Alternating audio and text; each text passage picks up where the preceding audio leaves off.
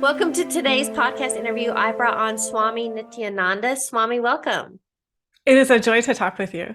I know. I feel like your light and your energy. For those that are new to you, please give a little background. Where do you live and what do you do?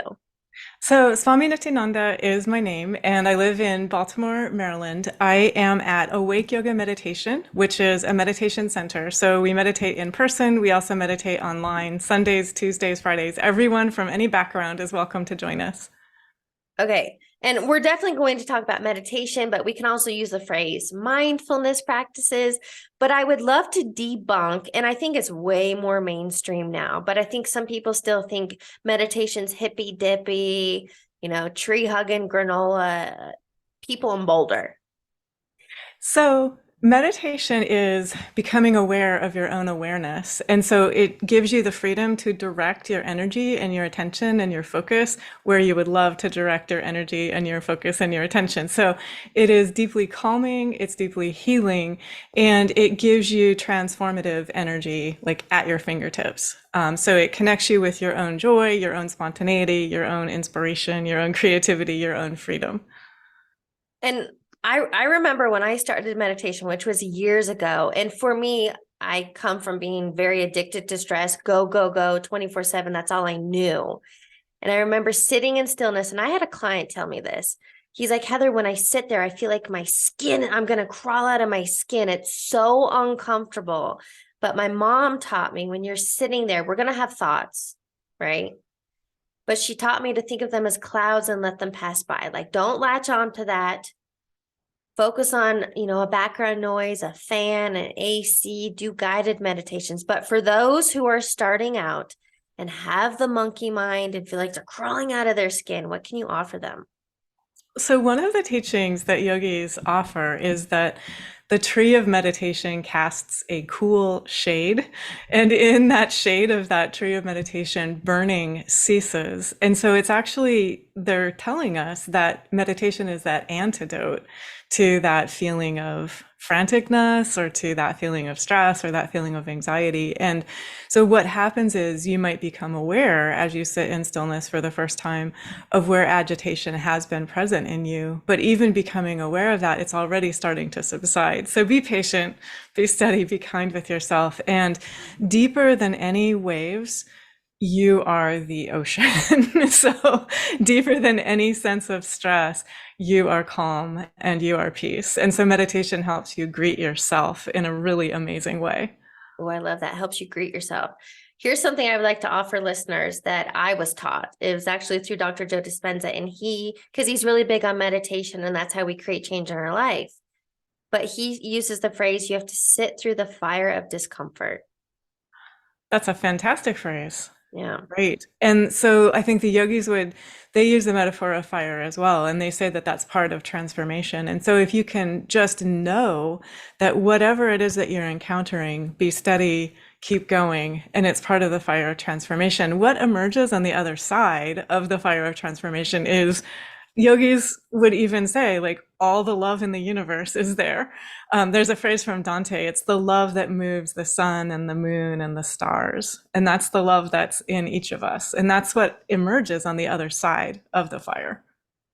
Well, something else I wrote down also is whatever we resist persists. So if you're resisting, what I'll just share for me, what has come up when I sit through meditations, I remember being at a Dr. Joe week-long event. And what came up for me was the frustration, impatience, that negative self-talk. And that's what you have to sit through. And I was able to get past that because the only way out is through. I love what you said. And another sort of shortcut, I really love what you said. So you were just present with yourself. And as you are present with yourself, transformation happens. So we don't force the transformation, we allow it.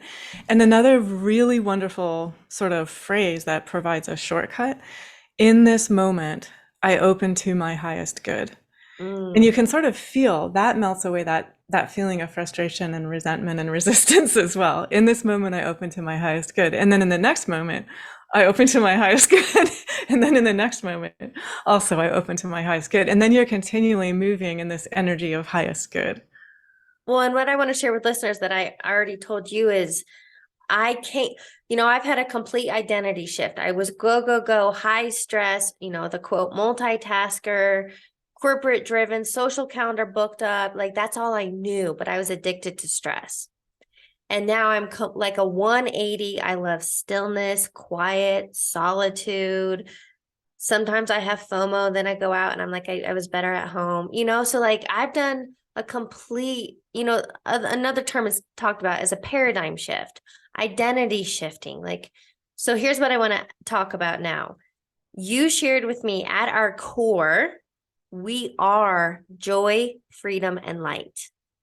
So, this is a foundational aspect of the yogic teachings, which I just adore. And I adore it because it's true, it's real. So, the yogis say that each of us is limitless light at our core. And so, they actually say that each of us has access when we connect with this light at the core of our being. We have access to spontaneity, we have access to joy, we have access to an inner sense of spaciousness and an inner sense of freedom. And this energy is also deeply connected to wisdom. So we're connected to guidance, we're connected to knowing what's the next step forward and then the next step forward. But also there will be a high level of fun involved in this, even as we take care of tasks and responsibilities and relationships and we're fully present right where we are. But Swami, for those, which is, I would say, like 99% of people we're taught from a young age, you're sick, you go to the doctor, you're whatever. We're always seeking externally and I'm going to mess up the quote, but it's something about everything we seek is inside and what best place to hide from man, but within. But That is, yeah. So that particular teaching that you mentioned comes from the yogic tradition. It's probably shared in other traditions as well. But the idea is that the light is within your own heart. So for anyone, if you've had a feeling of longing for connection or longing for support or longing for abundance, that energy is actually within you. So when you turn within, you're connecting with the source, the same source that pours forth and takes form as this whole universe. Each of us is connected to that source. So we're always like, our thoughts are always being energized and they're always helping shape our experience in time and space. And so we can shift our focus and our attention and focus and create more of what we would love to create. okay, I definitely want to go there. Hold on, shift focus. And I want to talk about that because I love Mike Dooley says, thoughts become things. And what we talked about is all of us are either creating our life by design or by default. It's either are you aware and consciously creating or are you unconscious living in autopilot? But before we go there, because here's what I see a lot of struggle, a lot of suffering.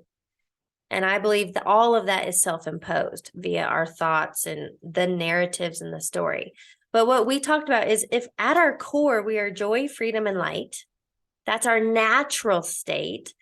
So many of us have veered away from our natural state, fear, lack, limitation, worry, stress, anxiety, the list would go on forever.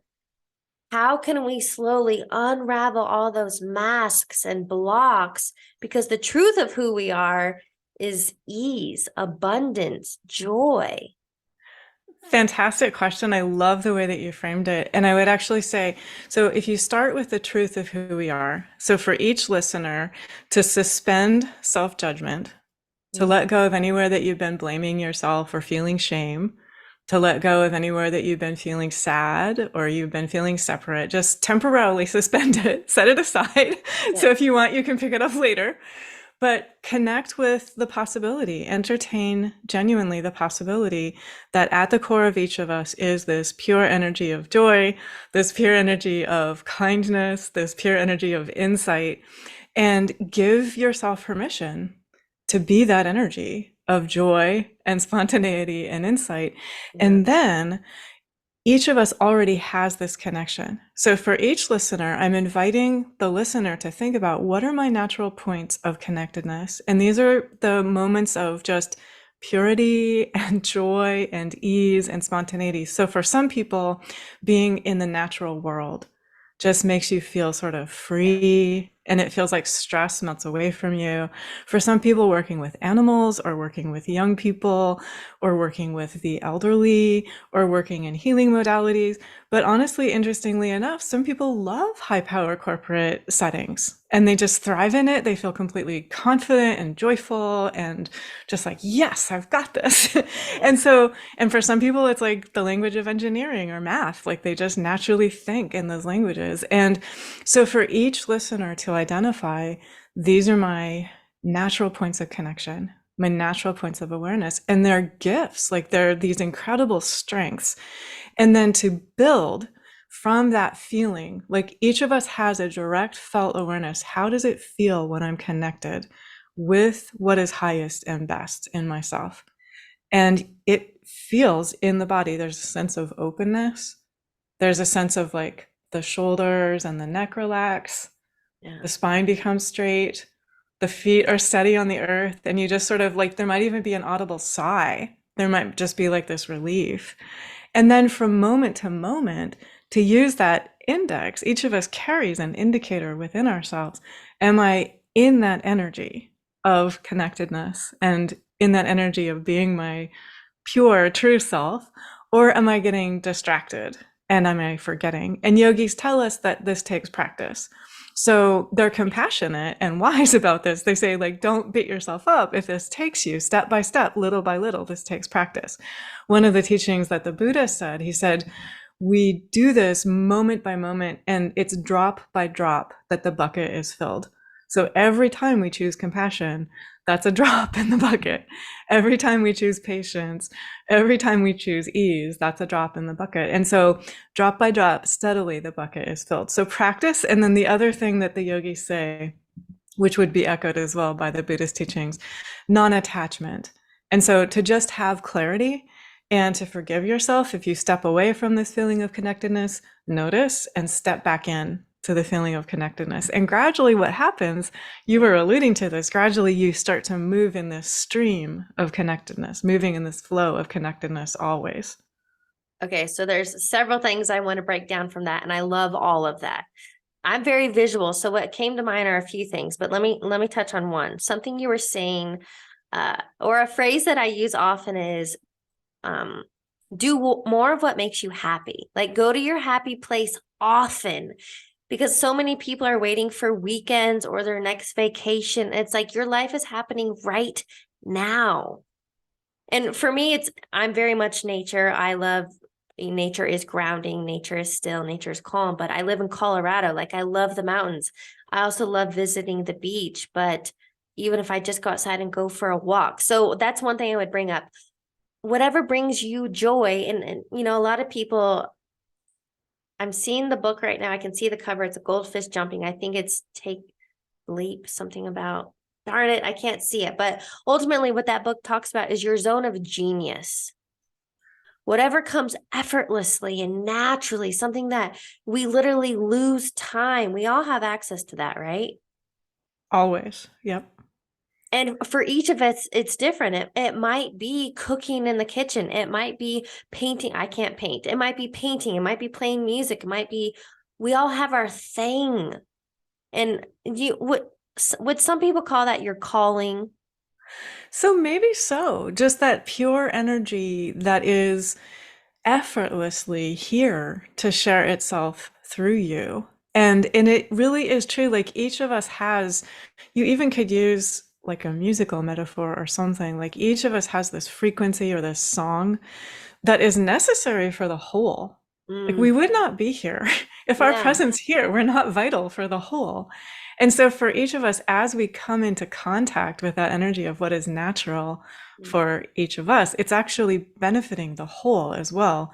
And so it does it in so many different ways. And one of the things that it also does is when you are in that energy of calm and clarity and insight and inspiration and wisdom and joy, silently, you're reminding everyone that you encounter that they have that ability as well. And so this might be like you're in the supermarket or you're on the bus or you're at work. You might never say a word of this out loud, but it silently is sharing through the way that you are, through the way that you're moving through the supermarket or the way that you are present in the meeting. Yes.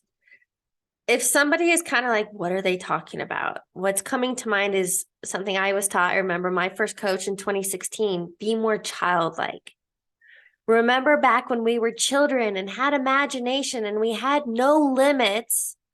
What did you love doing? So, is there anything you can offer somebody who's kind of like hearing it, but they don't remember what that is? So, what you just shared made me remember a couple of weeks ago online, I saw a video of adults who had forgotten how to skip. And so, what you're talking about is the adults who have, and I should be really clear as well. Um, we're not saying to be irresponsible. Please keep being responsible in your daily life, but you can bring a feeling of like effervescence, and you can bring a feeling of playfulness, and you can bring a feeling of humor and lightheartedness appropriately into daily life, and it actually makes your life so much more fun. And if I dare express it that way, it probably makes us more fun to be around as well when we're connecting with this energy of lightheartedness. So yes, like each of us has this energy of creativity and inventiveness, and you are right. When we are kids, I think that we have, maybe not in all cases, but many times we give ourselves permission to be curious and to ask questions and to explore and to feel joy and to feel amazement and to feel wonder and awe. But it's also, I would just say, it's very, very simple the way that kids experience joy. It's like a blade of grass or like a pebble on the ground are amazing. They're so filled with life energy. And the child is aware of that and awake to that. And so for us, if we are aware of the life energy within ourselves and awake to the life energy within ourselves, it'll express itself perfectly for each of us. And as soon as we start to tune in, we'll just notice. We'll just notice, oh, that helps me feel. And then when I have that connectedness with that feeling of freedom and that feeling almost of like brightness within myself, then I can bring that energy of brightness into all of my tasks, my conversations, my relationships, my exercise, my rest.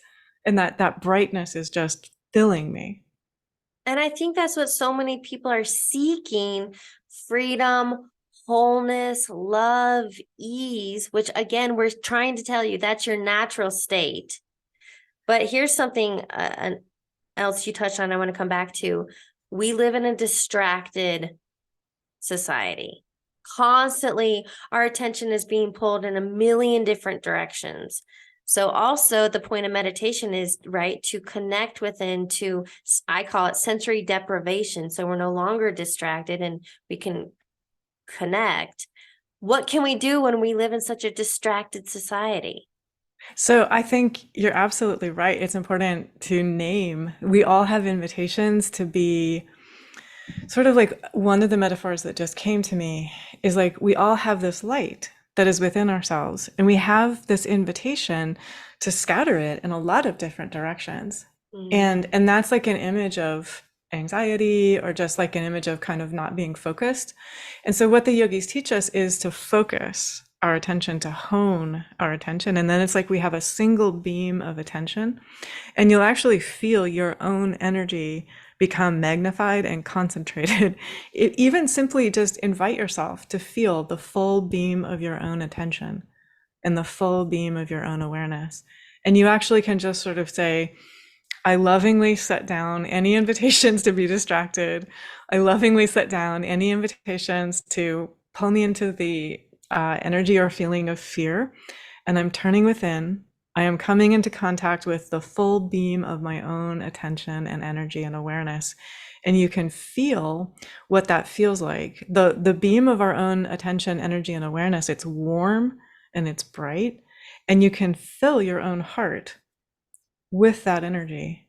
And you can start to feel within your own heart that almost like the fullness of pure unconditional love that is within you. And that's also that energy of insight. It's the energy of wholeness. It's the energy of everything that you love. And it's the source of everything that you love. Okay, so now on that note, can we talk about When you were talking about non-attachment, let's talk about it. But what came to mind for me was on that note, kind of like the idea of ease and flow of life. And Abraham Hicks always talks about we can either be upstream, which is that struggle, the efforting, going against the flow of life, resisting, or we can be downstream when it's easy and flow. And something Abe says is let it be easy. But when we're attached to outcomes, when we're trying to make things happen, which is very fear-based, what can you offer about non-attachment and trusting life? So one of the things that just came to me as you were describing that feeling, there's like a attachment is present if fear is present. And so that's a teaching that I'll share from my teacher, Swami Nityananda, who was the founder of our meditation community, Awake Yoga Meditation. And what he said was, if you want to know where attachment is, notice where fear is. And so that's just like a signal. So you can breathe into wherever you notice that feeling of constriction. You can simply breathe, simply send the breath wherever you are feeling that energy of constriction. And the breath is deeply directly connected to that pure life energy. And it has the ability to dissolve where there are blockages and help the energy be free flowing. So the breath can help breathe you back into the feeling of love, which is kind of like the antidote to that feeling of fear and constriction. And so you'll notice like the love and the breath and that feeling of openness and possibility and harmony and opening to the highest good in this moment, that has a feeling of like lifting your energy, helping your energy feel more expanded, helping yourself feel more confident and comfortable, clear, at ease. And then the opposite, we know how that feels. It feels heavier. It feels like our frequency is becoming lower. It feels like we're sort of creating armor around ourselves, as opposed to opening the heart and opening to the highest good that is present in this moment. Okay, so right there, that image that came to mind was think about a rose that hasn't opened up yet. So if you have body armor, which a lot of people do, right? Emotional blocks, fear-based, lack, limitation, worry, all that stuff, you're a closed rose. And nothing can get in when we're closed.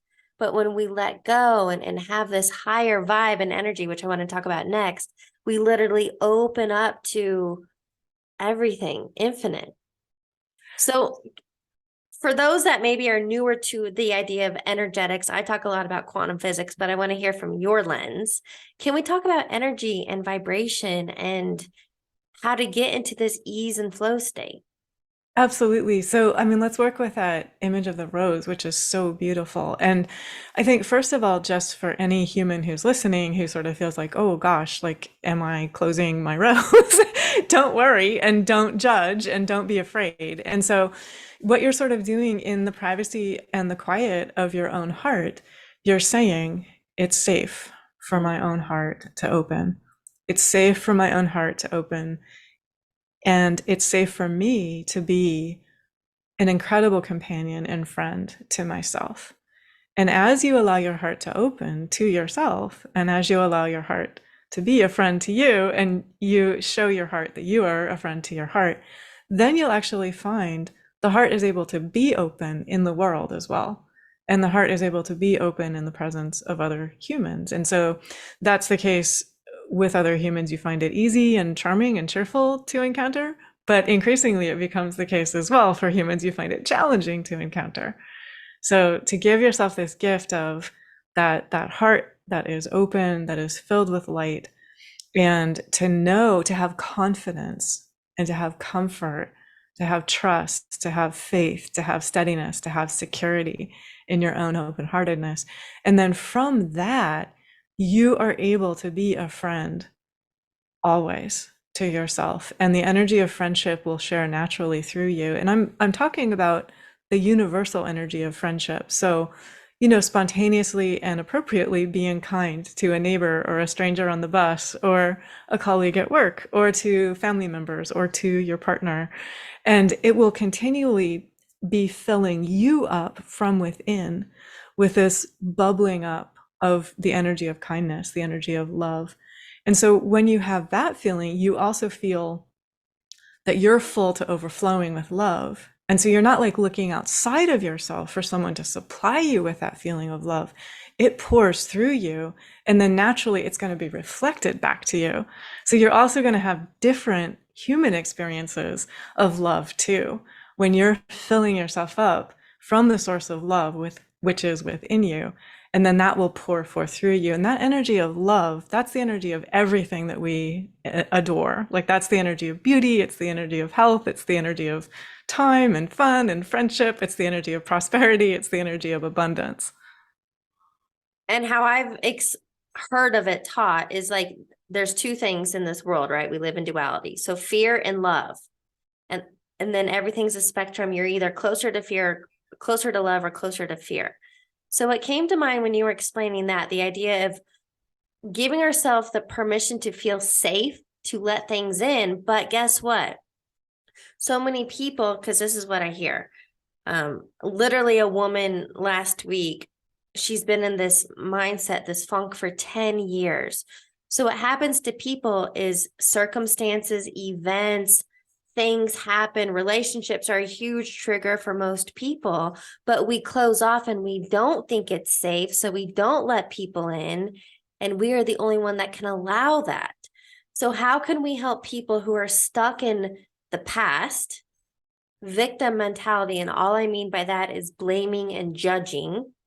How can we help people dissolve that, which are the barriers to everything we seek? So, I mean, first of all, for any listener who's feeling that way, like something happened to me 10 years ago, it was really painful, excruciating, or maybe it was like more than 10 years ago, maybe it was like a childhood thing. First of all, there's nothing wrong with you. You are an amazing being of light.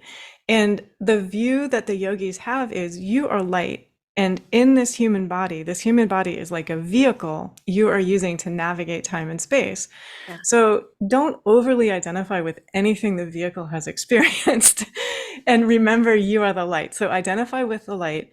Yogis would also say that it is in the now that healing is available. So just to say to yourself, I'm here now. In this moment now, I'm safe.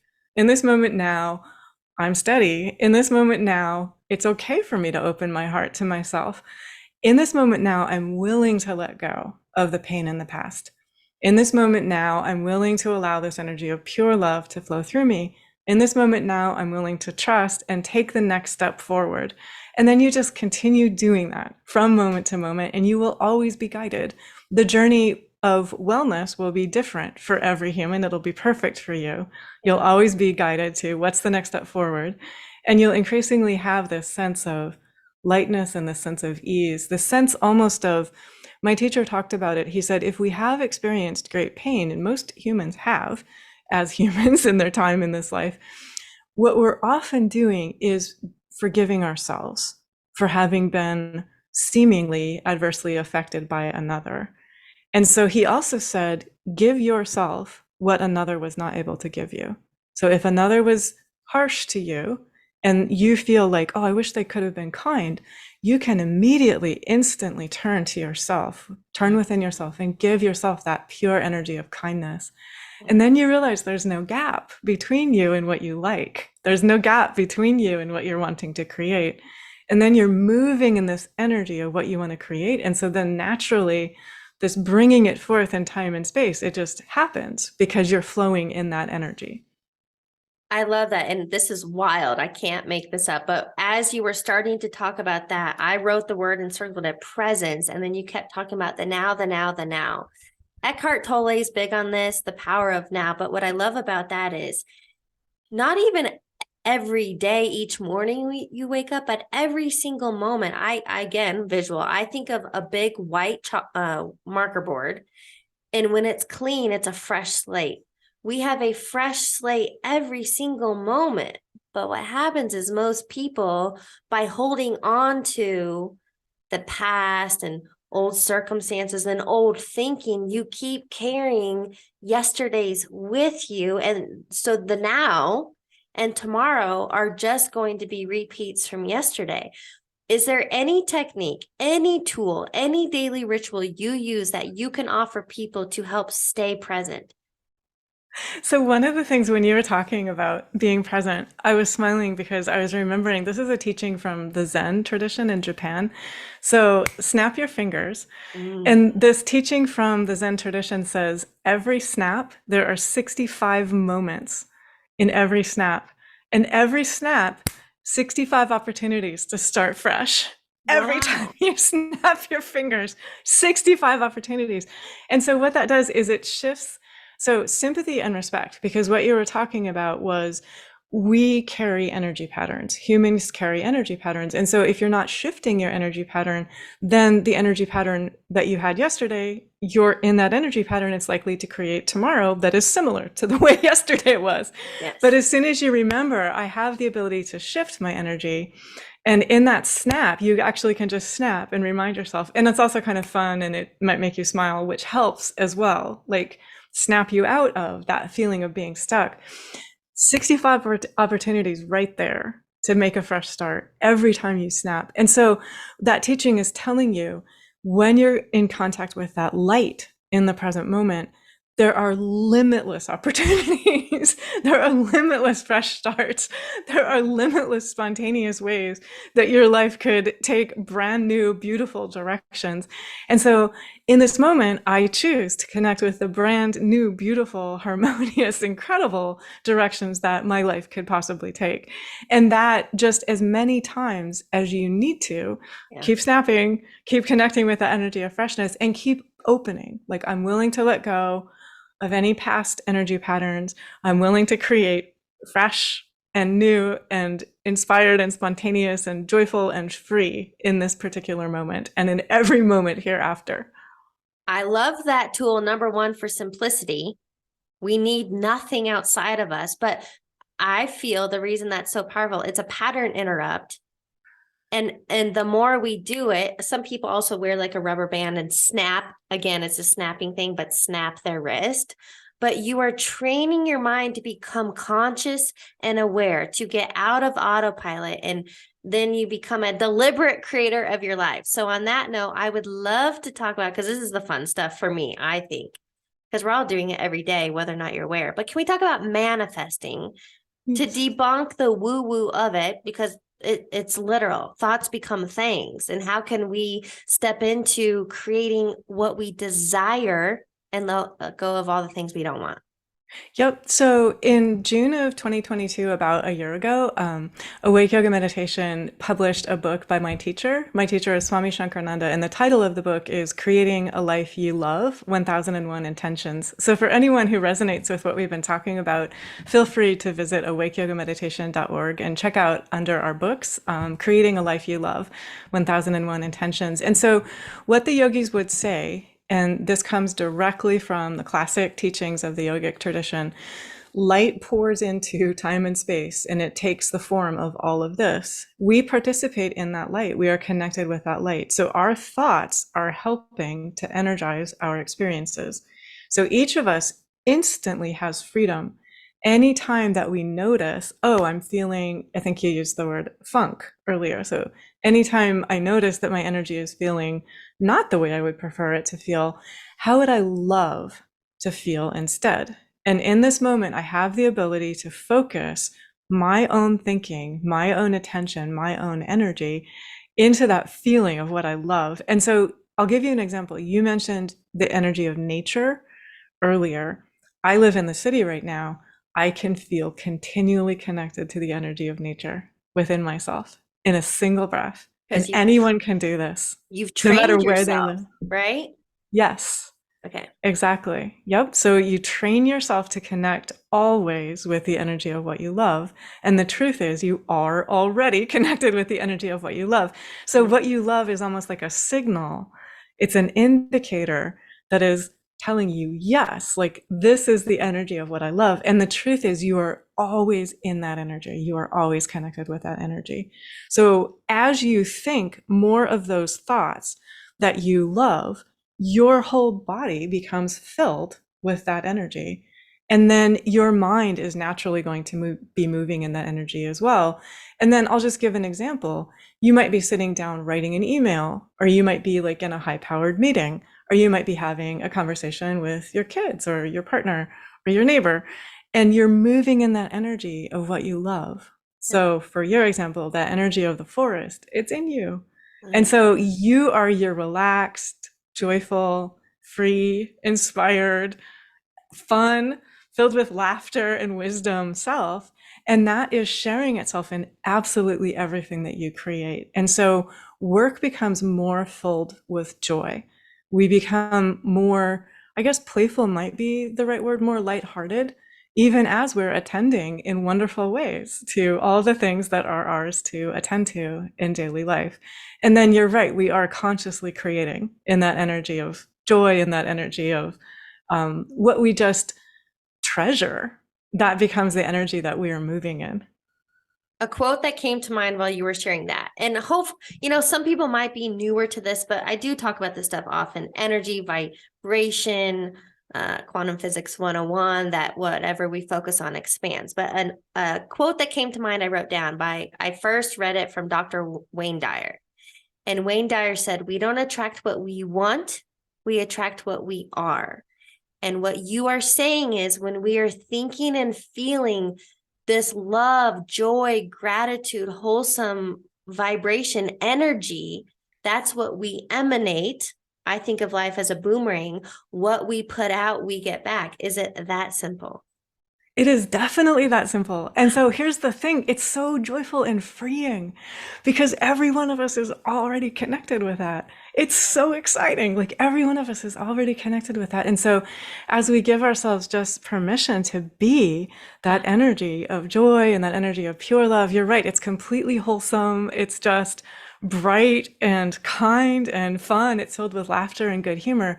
Then that's the energy we move in. And so, of course, that's the energy that flows back to us. And the way this shares, like it's going to share perfectly through each listener because we each have different bodies, we each have different skill sets and talents, we're in different geographical areas. It's going to share perfectly through you. So, part of this is to just trust your own connectedness and then be filled with joy and have so much fun as that connectedness and that light share through you.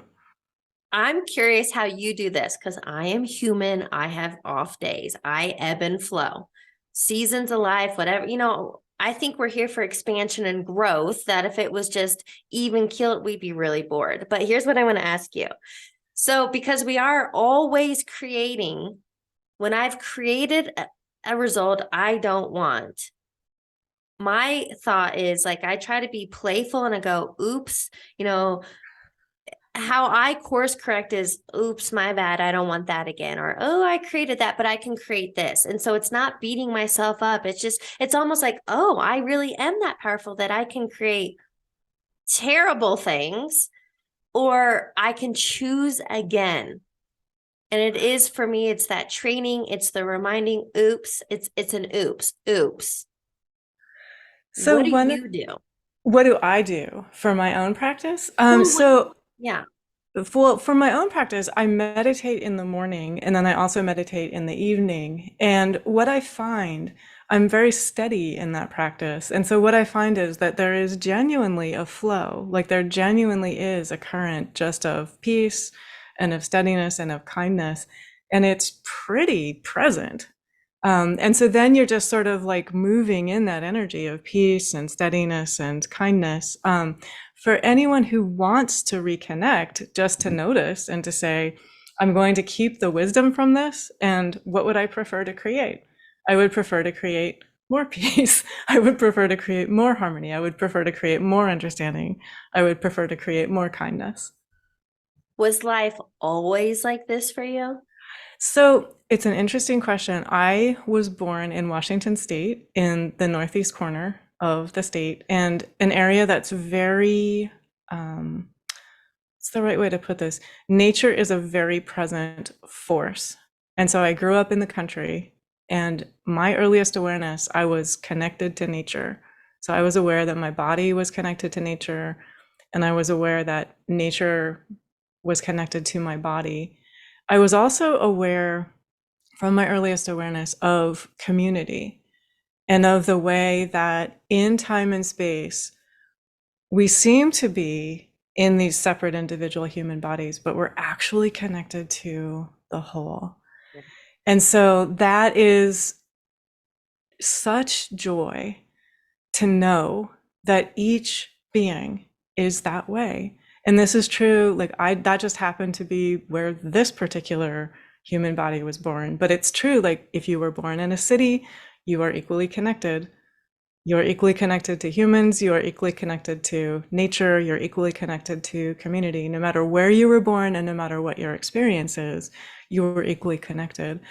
I would also say I had, what is the right way to put it? Almost like catalyst moments when I started practicing yoga. And then almost immediately thereafter, I started practicing meditation. Those were catalyst moments of recognizing like this awareness, it's everywhere. It's always been here in this particular vehicle, but it's also in every other vehicle as well. So there's also a deeply healing awareness that no human vehicle is better or worse than any other human vehicle. And so that's deeply healing, because I think you were talking about the judgments and the stories that humans can come up with. That sort of melts them all away. So for a listener, if there's any aspect of your own story or your own journey or your own experience where you feel that you are better or worse than another, offer that to the light, because that's like the belief of separateness, and it's the belief of illusion rather than the belief of reality and the belief of connectedness as well. And then another major catalyst for me was in 2010, I met my teacher, Swami Nityananda, and he was just an amazing being of light. And one of the things that yogis say is when you come into contact with, like my teacher was established in that light, it really quickens your own awareness of that light. And so I certainly found that to be the case, that it's just incredible to come into the presence of that light. And he left the body, he passed in 2014, but that light doesn't go anywhere. So that light is still present, which is an incredible gift. Well, and what you just touched on there, it is so important. And I don't know that everybody realizes how important your environment is, who you surround yourself with, because we become the energy that, we put ourselves in. The yogis and the Buddhist traditions are very clear about this as well. They say, seek the company that you would like to be. So seek the company of people who are also focusing on wholeness, wellness, what you love, kindness, wisdom, caring, and remain connected. I mean, it's one of the reasons why my teacher founded a meditation community, is we do this together. And so none of us feels disconnected, none of us feels alone. And one of the amazing things about meditating in community, we have people all ages. We have people in their first decade, but we also have people in their 10th decade. We have people from all backgrounds, all walks of life, all over. And it exemplifies, like you can see visibly, you walk into a room or you join an online meditation and you can see, oh, the light is here in all of these wonderful beings. And so it gives you trust and confidence connecting with the light in yourself. And also just understanding that the light can unfold the most amazing, you used the word presence. The light can unfold the most amazing presence of kindness, the most amazing presence of joy, the most amazing presence of good humor and laughter as we just connect, as we connect with the light in ourselves. And one of the things the yogis say is the same light that is within each of us, it is present within all beings. And then that really is such an amazing antidote for fear, because then you move in awareness through the world. Like you still make a choice, which side of the street would I like to walk on? But you do it fearlessly. And it's awareness guiding you rather than fear guiding you. And then you're moving in that energy, like yogis talk about it as being a friend of all beings. Okay, on that note, because I feel like you and I have been immersed in this, we're creating a lifestyle. Really, it comes down to that awareness. But something you just said that I wrote down is, and it's something I remind myself often, because I just want to share that I am not always high vibe and riding the wave, that I have off moments, but thank heavens those off periods are shortened every time. I learned to respond, not react. But what I want to share, what you just said, is that what I remind myself, I am in this world. I am not of this world. Can we explain what that means? Yes. So this is a little bit like the metaphor of you are light, and the human body you are in right now is almost like a vehicle. It's almost like a car. Yeah. And the same way that you wouldn't necessarily identify yourself with your car or think that there was a problem with you if your car needed attention, you don't need to think that there's anything wrong with you if your body, whatever condition your body in, that doesn't mean anything is wrong with you. And the same with anyone else's body as well. That doesn't mean there's anything wrong with them. They are still light within that body, whatever they are experiencing. And so another way of putting this is you can identify with the light within yourself that melts away identifying with any pain that your human self has experienced. And it also melts away the need to identify any other human with the pain that they have experienced. So what happens then is you're able to be compassionate, you're able to be aware, you're able to be helpful and hopeful to humans who are feeling pain, but you're also connected all the time with the light within themselves. And it sort of shifts you from feeling pity, which can feel heavy for you and for others and can sort of be in that energy of fear and can unintentionally create more pain, shifts you into the energy of compassion. And compassion is forward moving. It focuses on the energy of healing. It focuses on the energy of solution. And so this actually is much more helpful. Compassion is much more helpful for the one whom you would love to help. And it's also much more helpful for you as well. I have a question. I believe this conversation has a lot of deep-rooted wisdom. So if you could give a key takeaway or summarize what we can do each day through yoga and meditation and breath work to stay in that high vibe of our, I'm going back to what we wrote down, our natural tendencies of joy, freedom, and light. Is there something how we could summarize it? A key takeaway? What can we do to stay in that state? So, I mean, if you want to put it really briefly, trust the light in yourself. That would be like the 3-word takeaway. Trust the light in yourself. If you want like a slightly longer, connect with the light in yourself from moment to moment and allow yourself to feel, when I feel connected, how does that feel? And then live and move and breathe and have your being in that connected feeling. And if you notice you've stepped out of it, step back into it. And you were exemplifying this so perfectly. No self-judgment, just, oh, I notice. So it's neutral. It's like an indicator. Oh, I notice. I would prefer to feel peace. And so let's create more peace. I would prefer to feel joy. So let's create more joy. And I think I want to be really honest as well for people who have felt frustration or pain to also be very steady and kind with yourself and to keep going. So there's nothing wrong for you and there's nothing wrong with you if you're noticing that whatever is in your experience, it's coming into your awareness so that it can be healed, so that it can be transformed. And so just let everything be a fuel for the light within yourself and for your forward movement. And gradually what happens is you will feel the steadiness of your feet on the path. You will feel the wind at your back. You will feel that sense of joy, that sense of ease, that sense of freedom, that sense of kindness. And so it's an incredible gift that you give yourself, but also, we were alluding to this earlier, it benefits everyone that you encounter when you connect with and trust the light within yourself. Be the change you wish to see in the world. The ripple effect. That's what we're sharing. This is a ripple effect. I love this and so much. That was a phenomenal summary. Here's what I want to ask you, just, and we're kind of at the end of time. I'd love to wrap up the interview, so I have a few rapid fire questions for you. The first one being, what is a quote or motto that you live by?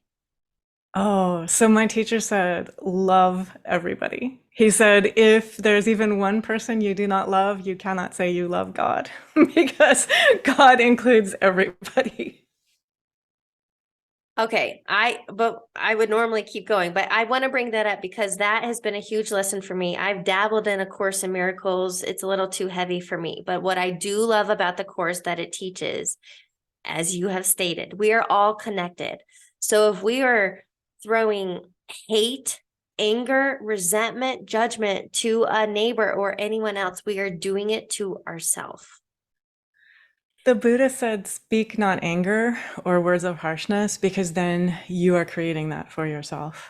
Yeah. And I feel that those people that are hurting the most need love the most. So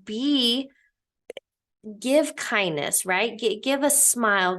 You might be the only person they see that whole day, and to give them a smile. So anyway, I think it is that whole self-love and self-compassion, but especially to others. But whatever you give out, you get back. So I love that one, but that is definitely one to, you got to get over yourself, right? Well, I think it's one to live by and maybe one to grow by. Yeah. So, Oh, that's a so good un one.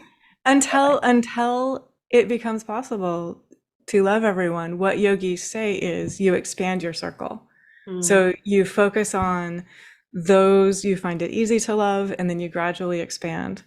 And then you take that expanded circle ah, and you gradually expand yeah. until that moment where there is genuinely a spontaneous, I'm able to see the light in everyone. I'm able to respect and honor the light in everyone, even if they are forgetting the light within themselves right now. I'm able to be in contact with that light.